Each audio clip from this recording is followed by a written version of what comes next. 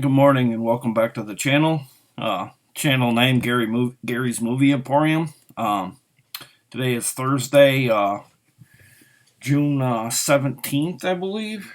Yep, the 17th. And today is going to be the final part, or part 4, of my Dollar Tree series on how many I've picked up in this particular video. Is the most I've got out of the way thus far, and also, like I say, the final part of my Dollar Tree haul. I figure total in all in this particular wave, I came away with nearly 90 titles, but it was over several stores and it was over a course of a few days. I came away with nearly 90, I believe, somewhere around 84, 85. A lot of the problem with this wave for me was a lot of it was repeats and stuff that it was in past waves that I kind of passed on that it didn't really interest me. A lot of, I don't know, like a lot of kind of like learning things for kids and things like that. I mean, I know I have a child that's 2, but I don't know, some of it was, I don't know, just kind of not really about learning. More, there was a few in there about just it was kind of political with the little kids stuff, and I didn't really want to get that because at 2 years old he's not gonna understand that kind of thing, and I more or less like to get him stuff that's animated, stuff that's cutesy and things like that, and I figure I can get that stuff in the future when he kind of understands, just like everyday life stuff, not just fun, count 1, 2, 3, ABC, that kind of thing. Well, let's get started this morning.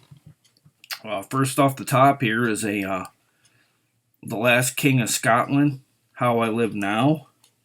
Another Magnolia title. Very rampant in the Dollar Tree wave this time around, Magnolia. I'd have to say, if I was going to give the crown to any movie studio this wave, I'd give it to Magnolia. It's rated R, 2013. Clocks in at 101 minutes. Has about 6 special features. 2 of them, one being an Access TV look at How I Live Now and a trailer. The rest are pretty basic, but looks pretty interesting. Magical and apocalyptic. Ronin is riveting. Means survival. So this is an apocalyptic movie here. Not sure if this is zombie related or not. Doesn't really. I guess it's just straight up apocalyptic kind of stuff. It does say something about a romance in here between a guy and a girl. But from BFI as well, not just Magnolia. But it was directed by Kevin McDonald. Maybe some of your viewers out there and friends might know his work. That's How I Live. Or That's How I Live Now, I should say. But that's pretty cool. Pretty happy to have that. And then next up, I got a movie called Narcocultura. The hits just keep on coming. Gripping, gruesome, and arresting, says IndieWire. It's a Cinedigm title, rated R, from 2013. 103 minutes on this one. I can't really read the synopsis too good. Okay, wait, I can down here. For Mexicans and Latinos in the Americas, there is no music more popular today than Narcocorridos. These bloodthirsty and explicit odes to the exploits of narco traffickers and drug lords of Mexico openly glorify violence, narcotics, and money. Like gangster rap in the 90s, narco is a movement threatening to burst into the mainstream. This is featuring powerful footage from the front lines of the drug war and performances for some of the hottest narcocorrido artists. I'm not sure if I'm pronouncing that right, but it's kind of a different name for me to pronounce. Not just because my Spanish is terrible, but just a little out there in terms of how I would derive it, pronouncing it, if you will. Just look at the back. Looks like it's about drug lords and things like that. I didn't get it for that. I don't know, something about the cover just said get me. But next up I got what's part of the Miriam collection. Nora Jones, Jude Law, David Strathairn, Rachel Wise, and Natalie Portman. I'm not even sure if I got David's name right on that, but it's My Blueberry Nights, a Wong Kar-wai film. Beautiful, romantic, and hopeful. It's from the Weinstein Company, PG-13. About a handful of special features on this one. You can go to the BlueberryNightsMovie.com site to find out more on this title. And obviously, you can go on YouTube to watch the trailer to see, what it's about, more or less. It's also from Block 2 Pictures. Jude Law has played in the talented Mr. Ripley in Cold Mountain. In case you don't know who Jude Law is. Rachel Wise has played in The Constant Gardener. Natalie Portman's played in Closer, Garden State, a number of the Star Wars sequels or prequels, if you will. David Strathairn has played in Good Night and Good Luck, and Wong Kar-wai, he must have directed In the Mood for Love as well, so kind of get a gist of what some of the actors played in this. Kind of has that blueberry color to the cover as well. I don't know if anybody noticed that, but it's kind of neat. They went with the blueberry colored cover, or back cover, more or less, because you can't really see it. Well, you can see it a little bit right here, and maybe possibly down here, but it's practically covered all over the back. But that's my Blueberry Nights. Wasn't able to find a second one. Stacy watches this video. If I ever find it and you can't find it, I can get it for you. The next up, I got a Just in Time Goes Exploring. See, this is the kind of the stuff that I wanted to get for my son.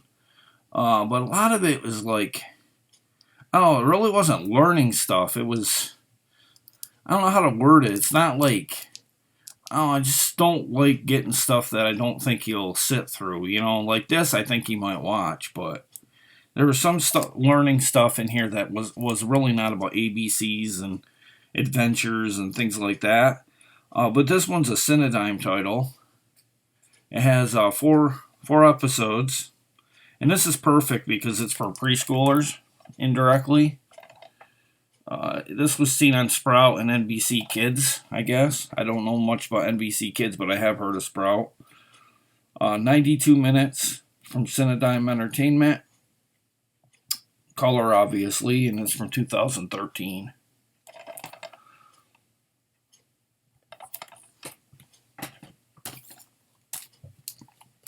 And I was really happy to get this one. This one's kind of for me, too. Because I just like these Viva Kids ones that they have. It's called Felix and the Hidden Treasure. Kind of has that Tad the Lost Explorer feel to it. This was like one of the rare Viva Kids that I found that I didn't already have. This is from AVE Studio, Attraction Distribution. And it's saying it came out in 2021. So I don't know if this was like a kind of like a just like a diamond in the rough kind of thing, because I found no other of these anywhere else at any of the stores. But I grabbed it as soon as I saw it. Basically, it's about a 12-year-old named Felix who's convinced that his father went missing at sea 2 years ago is still alive. So Felix sets off to find him, accompanied by Tom, a retired sailor, Squawk, a thieving one-legged parrot, and Rover, and a cat who acts like a dog. So, pretty much what this is about. And that's Felix. other Viva Kids, for you Viva Kid collectors out there that I'm sure at this point probably are trying to keep getting the Viva ones for the kids. If you're a big fan, kind of has that little bit like the animation, kind of like on the cover, kind of has that Peanuts vibe to it to me a little bit. Kid even kind of looks like Charlie Brown in the face. I think it's a paper. Let me make sure though. I want to make sure. I think these have papers in them. Oh no, we got a loose disc. Yeah, I hope that plays. I didn't even know that was loose. It should play. I don't see no major. Yeah, I wonder if that was the case of the cashier. You're gonna have to, when you're out there, you're gonna have to tell your cashiers to kind of lay the cases flat when they bag them for you, because we're finding if they bag them on their side, this jars the disc to pop out. And I don't know how many times I've seen cashiers jam them down, not jam them, not like hard, but push them into the bag, and then when they do it, because it's a shock effect, and it makes the disc pop out of its compartment when it's sitting like this. But if you tend to leave them like that and just bag them like that, less likely for them to pop out. But I think that was the case. Must have been sitting like this, and thus, the reason for it popping out. But it did have a paper, by the way. I thought it might. Then I got a movie starring Patricia Arquette and Rainn Wilson. Permanent. Hairstyles are temporary. Family is forever. Another Magnolia Pictures. It has a little bit of embossment going on too on this slipcover. I don't know if you could pick it. Yeah, so you can pick it up a little bit there. I like these. I like when they do that on these particular slipcovers, and it just in general has deleted and alternate scenes. Getting a permanent with Rainn Wilson, Virginia's for Lovers, and the theatrical trailer. It's 185 by 1, 93 minutes, and from 2017. Basically, it's set in 1982 in a small town, Virginia. It centers around the newly relocated Dickinson family, Jean and Jim, and their 13-year-old daughter. And pretty much, probably like antics that go on in a small town with a family. And yeah, they're struggling through major life changes and are desperately trying to emerge intact on the other side, I guess, of their daily life, I guess. I don't know. It looks like it's really quirky, kind of almost like in the vein of maybe like Napoleon Dynamite, that kind of thing. Just that, more consists of the whole entire family as opposed to just being Napoleon and the townspeople and people at school. But kind of has that era of a little bit of like Napoleon to me, the way they're dressed and stuff.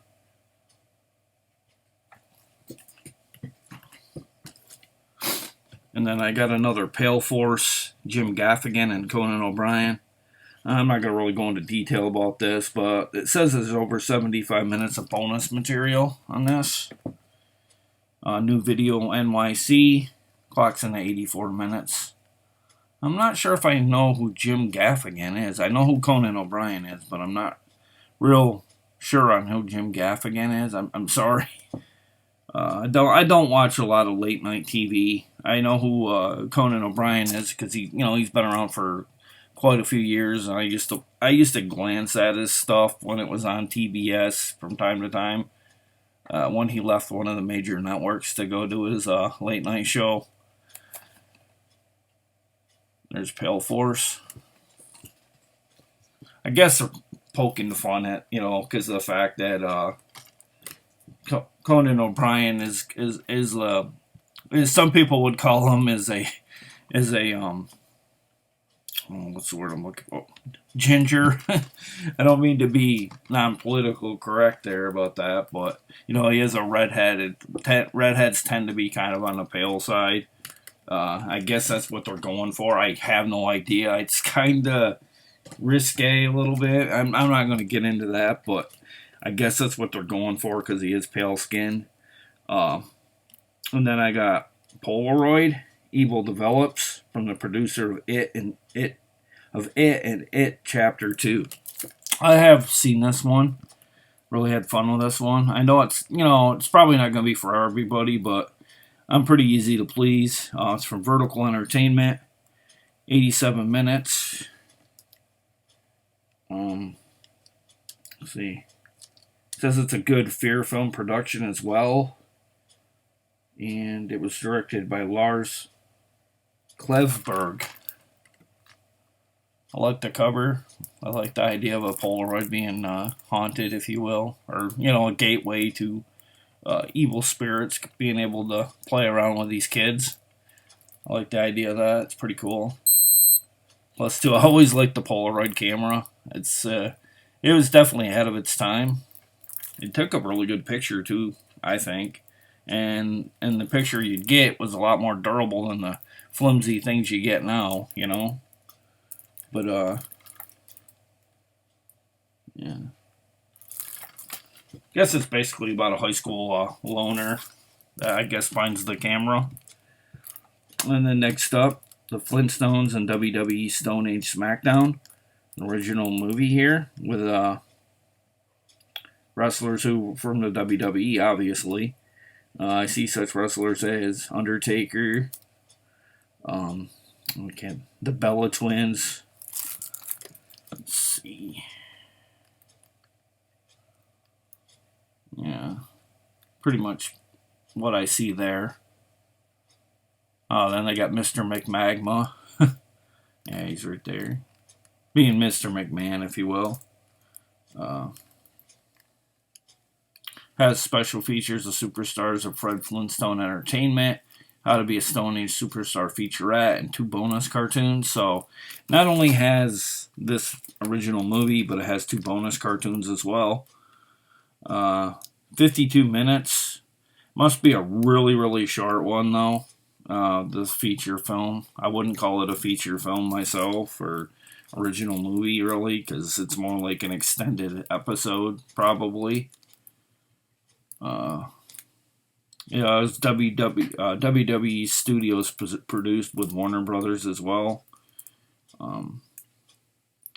Saying it has Rey Mysterio, CM Punk, John Cena, Daniel Bryan, and Mark Henry, who's now, I was told, is now in AEW. So, how long before those guys were in a movie for AEW? So, and who knows? Oh, got another loose one. Gotta open this one up too, I'm sorry.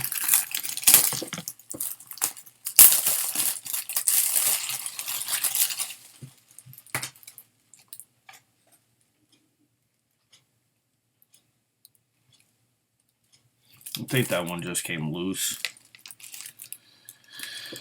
That's the thing I'm talking about, though, because I'm probably just finding these out because these were at the bottom of the bag, and these are more likely the ones that will come loose because they're the ones that are going to get banged.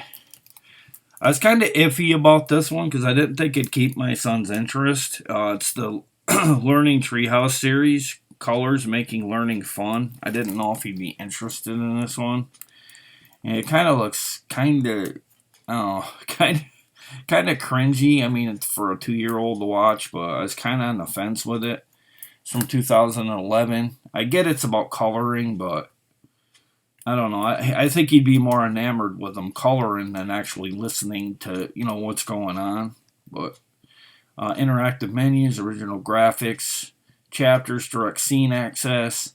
This is the kind of stuff I had in this wave that was not on the level of stuff from Viva Kids.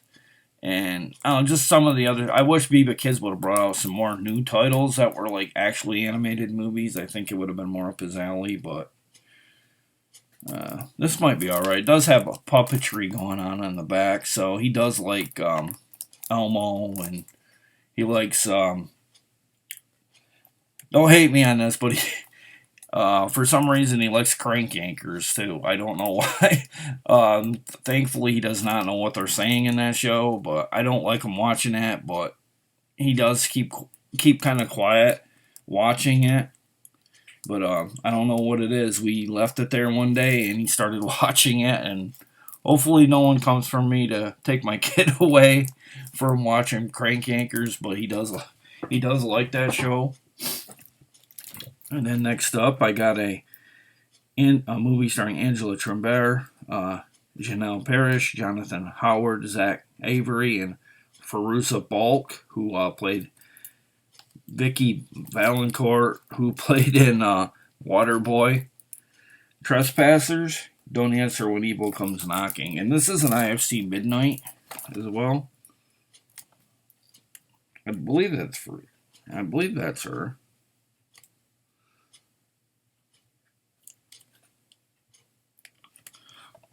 It's also a Scream Factory as well. 87 minutes, 5.1 Dolby Digital, anamorphic widescreen, 240 by 1.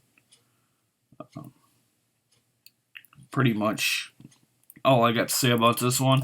I remember liking this one though. The cover kind of stood out in this wave for me versus a lot of the other horror ones. But I was happy to get that, and that's Trespassers. Then next up, this film was restored and remastered. It's the George A. Romero's Night of the Living Dead. And we even got a little bit of a George Romero signature. It probably, isn't valued that much. I don't know. Not because it's George Romero. I just mean this was studio written, so I don't know what that entails. By the way, this is the original George Romero's Night of the Living Dead. It's not the early 90s or mid 90s one that came out. This is the one starring Dwayne Jones and this is the 40th anniversary, authorized by the director himself. It is a pretty good pickup though, because it does have a lot of special features on this one versus the one I got at Walmart a few years back.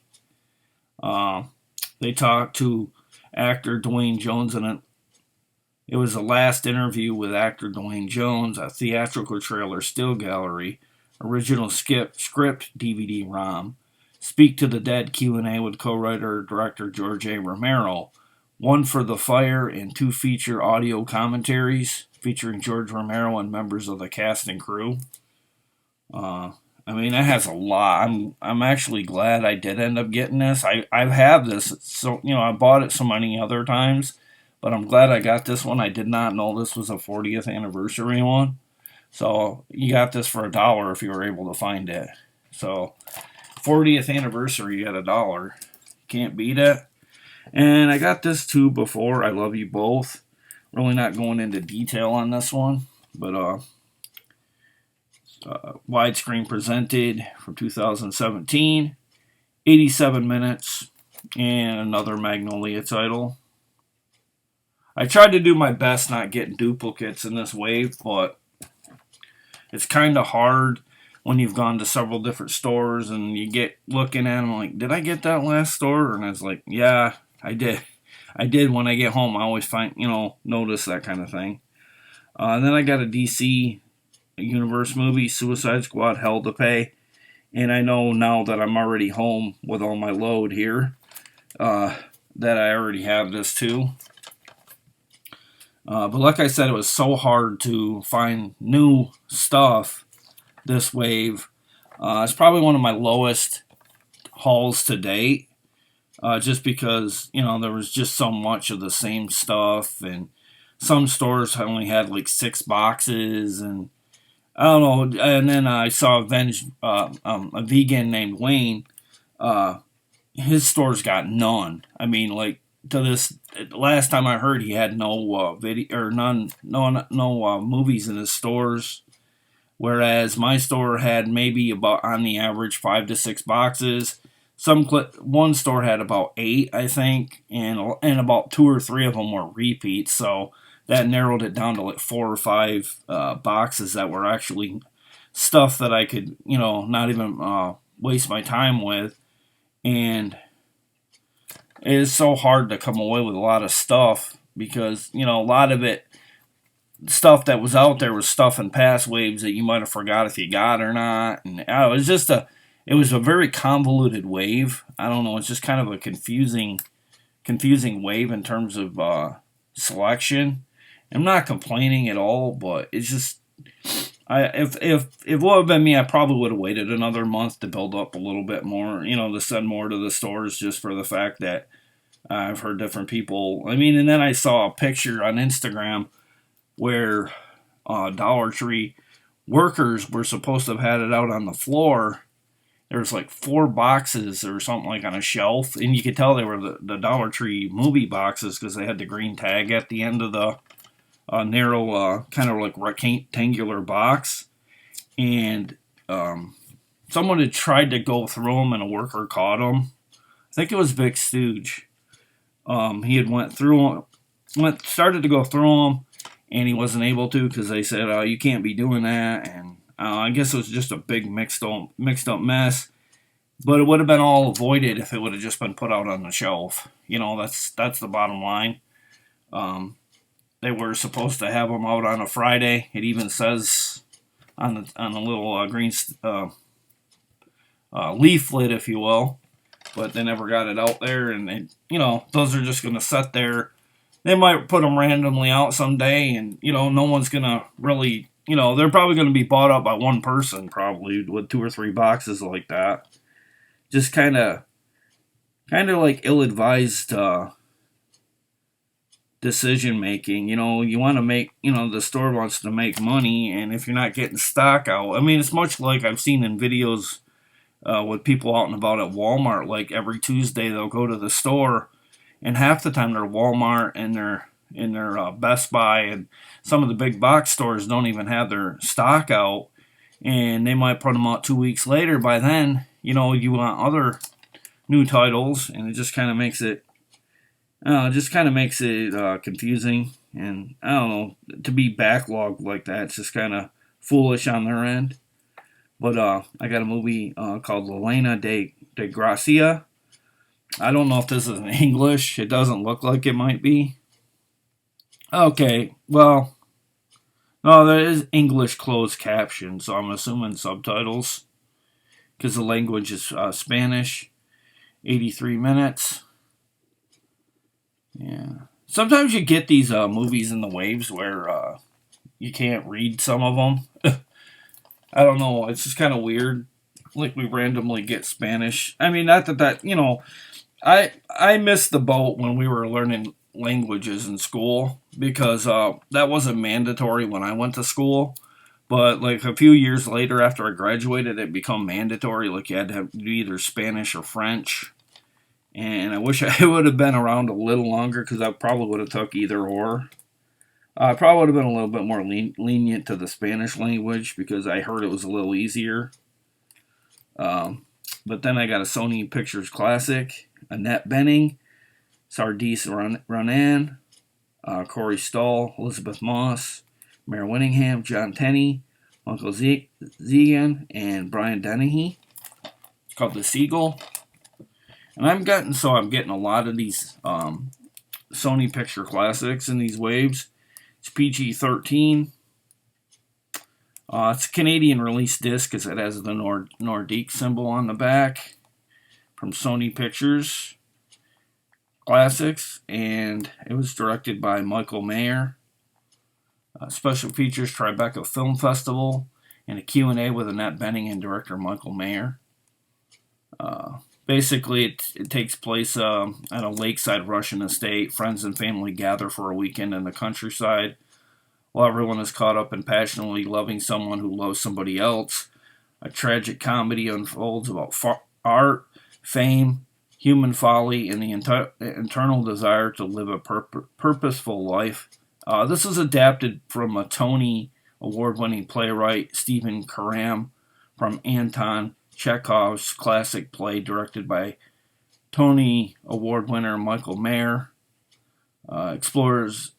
Seagull explores comedy and melancholy, the obsessive nature of love, the tangled relationships between parents and children, and the transcendent value and psychic toll of art. So, it sounds like it's comedy, but it kind of sounds like it's a lot, like a lot of drama as well too, going on in these families.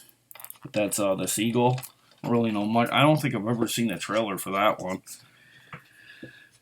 And I do own this on Blu-ray, but I picked up the Anchorman Collection. It's the unrated, uncut, and uncalled for. It has Anchorman 2, Anchorman 1, and Anchorman Wake Up Ron Burgundy. The adventure continues with more hilarious content. So, I now own the DVD and Blu-rays of these movies. But the thing about this one, you get more hilarious footage not shown in theaters. So that's why I couldn't resist. I seen that little added bonus there, and I'm like, well, I don't really need these, but I'm going to grab it. I do like these movies quite a bit. I will say, though, I do prefer the sequel a little more than the first one, but that's just me. I don't know. I just love I just kind of felt like the comedy was much more in my style. I know some people say, well, there's not a lot of difference, but I thought this one was more, I don't know, it was more like laugh out loud kind of stuff and going in part 2, whereas part 1 was kind of more, I don't know, I seen it in the theater way back when. I wasn't too impressed with the first one when I first saw it, but it grew on me over time. But the second one, it took to me right away. My son said you'll like a lot of different parts, especially in the RV. That RV part is, probably one of my favorite parts in the movie and in the sequel. But these films are presented in widescreen. The original was from 2004, and it took nearly a decade to get a sequel to Anchorman 2. Anchorman 2 is quite a bit longer than the first one, too, and that's rare. Usually I don't like a longer film better, but in this case I did. Maybe that's what it is because I had so much more content in the movie. That's maybe why I liked it. I had like more, like comedy in my up my alley. But I don't know. I just something about the second one I loved. And then this time around, I was able to get another steelbook. I'm not going to really go into detail about this, but I did land another steelbook that was just sitting in one of the stores. And it's from Echo Bridge and Millennium Pictures. It does clock in at about an hour and a half on this Wolfsbane. I'm always landing these Wolfsbane steelbooks. I don't know why I do. I didn't even get to go in the back or anything to get it. It's just no one wants that Wolfsbane in my area. It's like no one even attempts to take it. And then I'm moving right along here. I got a movie starring Michael Shannon, Judy Greer, Thomas Lennon, Ron Perlman, Christina Hendricks, and I can't make out the other actress, but it's Pottersville. It's a Magical Life. And I believe this actress played in the new Halloween movie right here. Right there. I think she played Jamie Lee Curtis's daughter in that movie. It's from SP Releasing and Echo Bridge, PG-13. Kind of surprised Michael Shannon would have been in this because he always tends to play like movies more in the, not like these, kind of like these Lifetime, or not Lifetime, but like these Hallmark look. This looks kind of like a Hallmark movie to me more than anything. It kind of looks like a Hallmark Christmas movie they run part of their marathon. That's the vibe I get from it. I don't know what you guys think, but that's what I think. It's from Big Jack Productions. Also Wing and A, Prayer Pictures. I don't know if it's religion-based movie or Apparently takes place in Pottersville. A struggling store owner named Maynard, during a late night drunken wander through town, Maynard is mistaken for the legendary Bigfoot, setting off an international media spectacle and attracting a lot of much needed business for the town.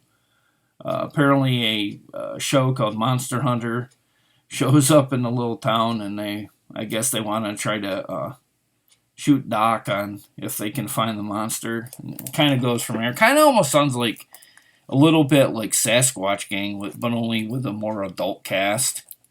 Kind of sounds a little bit like that with the the Monster Hunter and all that kind of thing going on. It kind of sounds like Sasquatch Gang. That's a good movie if you haven't seen that yet. Sasquatch Gang. I want to say it's. Can't remember if it's the same director who did Napoleon Dynamite. I think it is. But that's a good one. And then I got a movie starring Nick Lashaway, Corbin Burnson, Lorenzo Lamas, and Clifton Davis. A remarkable film about the power of prevailing prayer. Excuse me. It's a Cinedime title. I don't know if it's about basketball. Oh, okay, it's about an up-and-coming high school basketball coach on his way to a record number of wins who is fired for praying for one of his players. So basically, I don't know if it becomes a courtroom kind of thing about him praying in school, and I honestly don't see what's wrong with that. These coaches form really good bonds with their players. They think of them as their own kids. I don't see nothing. I don't like prayer in school, but I'm not against somebody praying for someone that's either dying or maybe on a pathway to their death or whatever, and they're praying for them. I don't really see nothing wrong with that in that regard. But prayer never fails. And then next up, these are the final movies in this haul. Particular June wave. I got a Blu-ray DVD combo pack of American Hangman, A New Kind of Trial. Donald Sutherland and Vincent Carthager. I don't know. I can't really see it too good, but it's also kind of hard to pronounce. Looks like it's a Canadian-produced film as well. 99 minutes. Because it does have a Canadian logo on the back. A mysterious, ruthless man abducts the retired Judge Straight. The abductor believes the judge falsely sentenced an innocent man to death. He plans to stage a trial over the internet where people all over the world watching, the viewers will act as the jury, and their verdict will determine the judge's fate. So I'm guessing he abducts this Donald Sutherland and puts him on his own trial. And what I'm seeing on the back is he's going through the internet, like I mentioned in the synopsis. And I guess he's going to stream it for everyone to see. And I guess the world is judging what goes on with the fate of him, more or less. Just like the synopsis does say. But it sounds pretty interesting, though. I didn't know that's what that was about. I'll have to watch that one sometime. And then I got another Blu-ray DVD combo pack. It felt like these two were just kind of like yin and yang here in this haul. Because they both have the Blu-ray DVD combo pack thing going on. Academy Award winner Richard Dreyfuss, Astronaut, One Man, One Dream, and One Ticket.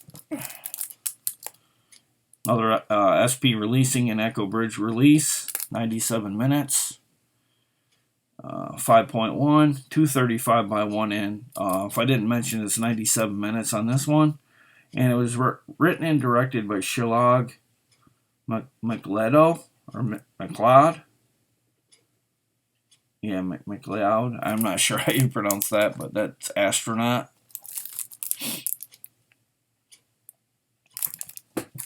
And then I got two more here.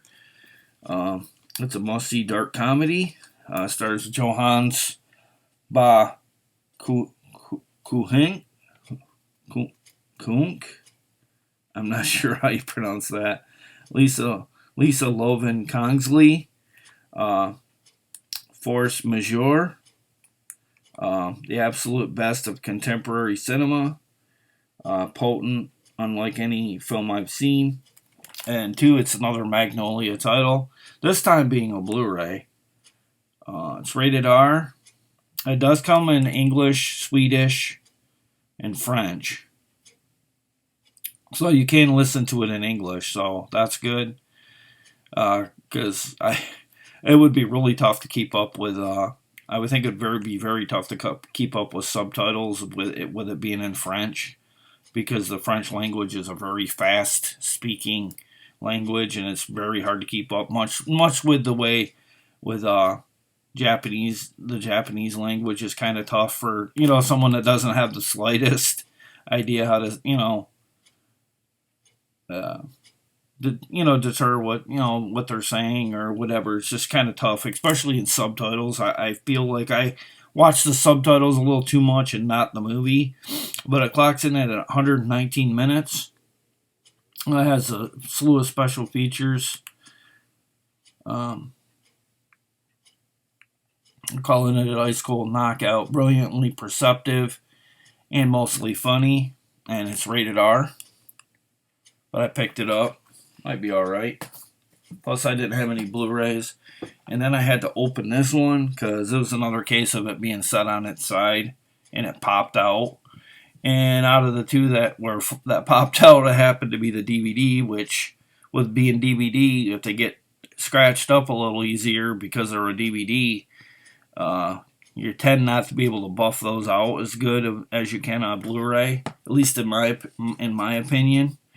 But they did pop out,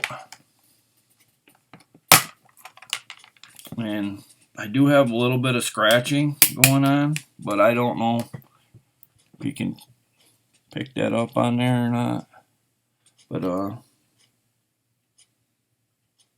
I tried to buff it out as good as I could with this really soft cottony material, an old blanket, if you will, because it has really velvety feel to it.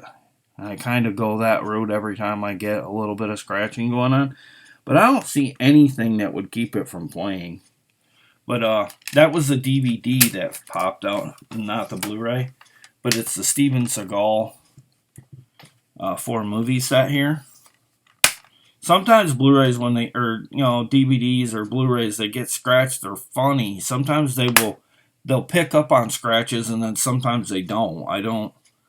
It's just kind of weird. This movie contains Driven to Kill, Mercenary for Justice, Kill Switch, and Today You Die. And all of them are pretty much Millennium released, but Driven to Kill. I'm seeing that's from Echo Bridge itself. Driven to Kill clocks in at 98 minutes. Mercenary for Justice, 96 minutes. Kill Switch, 96 minutes. And Today You Die is 91 minutes. They're all... Kill Switch tends to have the most, like it's compilated with a bunch of companies that made it, whereas the other ones pretty much are either 1 or 2 companies. But that's my haul video for this morning, and I'm sorry it's like 43 minutes, but I did have an extra 3 or 4 titles or 5 titles that I normally don't show. But that's back there, the Steven Seagull collection. And one more look at the front, and I'll leave it closing the video out this morning that way. But thanks for watching my videos and subscribing. I got a contest still pending. I haven't really decided. My problem is I haven't decided what I want to do, but I think I have an idea. I think I'm going to give away 12 mystery DVDs or Blu-rays, depending on what's in my bag over there that I forgot that I didn't have. I think I'm going to give 12 random ones away, and I'm going to have a number contest, and then when that happens, you nail the number or closest to without going over, I'll just send you all 12. Let me know if you want to enter the contest, and I'll be getting some details on there about the contest soon, probably within the coming week. But that's my haul. that's my video for this morning on this Thursday. Take care, everybody, and I'll see you again. Bye.